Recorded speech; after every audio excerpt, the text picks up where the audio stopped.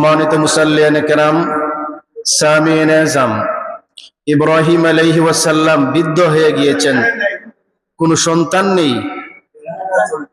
ইব্রাহিম আলাইহিস সালাম রুনা জারি করেন, কান্নাকাটি করেন, আল্লাহ আমাকে একটি সন্তান দান করেন। আল্লাহ পাক রব্বুল আলামিনের নিকট দোয়া করলেন, রব্বি হাবলি মিনাস সালিহিন, হে আল্লাহ আমাকে একটি নেক সন্তান দান করেন। যাদের সন্তান নেই তারা এই দোয়া পাঠ করতে পারেন, রব্বি হাবলি মিনাস সালিহিন এবং রব্বি লা তাযারনি ফারদান ওয়া আনতা খায়রুল ওয়ারিসিন, রব্বি হাবলি মিন লাদুনকা যুররিয়াতান তাইয়্যিবা ইন্নাকা সামিউদ দুআ। এই দোয়া পড়লে আল্লাহ পাক রব্বুল আলামিন নিঃসন্তান মানুষদের সন্তান দান করেন। পড়ুন সুবহানাল্লাহ।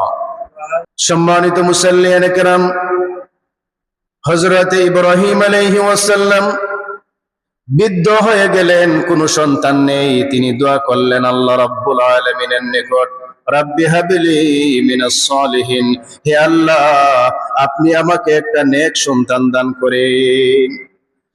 আল্লাহ পাক রব্বুল আলামিন ইব্রাহিম আলাইহিস সালামের দোয়া কবুল করলেন, বললেন ফাবাশশারনাহু বিগুলামিন হালিম, হে ইব্রাহিম তুমি একটা সহনশীল সন্তানের সুসংবাদ গ্রহণ করো, আমি তোমাকে একটি সন্তান দান করলাম। ৮৬ বছর বয়সে যখন মানুষের সন্তান ধারণের ক্ষমতা অক্ষম হয়ে যায়, আল্লাহ পাক রব্বুল আলামিন ওই সময়ে ইব্রাহিম আলাইহিস সালামকে একটি সন্তান দান করলেন, আর ওই সন্তানের নাম হলো হযরত ইসমাঈল আলাইহিস সালাম। পড়ুন সুবহানাল্লাহ। হযরত ইসমাঈল আলাইহিস সালামকে পেয়ে ইব্রাহিম আলাইহিস সালাম অত্যন্ত খুশি হয়ে গেলেন।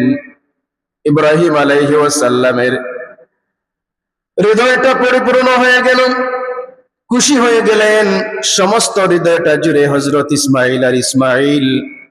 আল্লাহ পাক রব্বুল আলামিন ইব্রাহিম আলাইহিস সালামকে পরীক্ষা স্বরূপ বললেন ঘটনার চক্রে, হে ইব্রাহিম তুমি এমন তোমার দুধের সন্তান, তুমি তোমার দুধের সন্তান এবং স্ত্রী হাজেরাকে তুমি নির্বাসন দাও। ইব্রাহিম আলাইহিস সালাম কোনো দ্বিধা দ্বন্দ্ব করলেন না, বিবি হাজেরা আলাইহিস সালামকে এবং দুধের সন্তান ইসমাঈলকে নির্বাসন দিয়ে আসলেন ফারান মরু প্রান্তরে, যেখানে কোনো মানুষ নাই, জনমানবহীন প্রান্তরে ইসমাঈল আলাইহিস সালাম এবং বিবি হাজেরাকে রেখে আসলেন।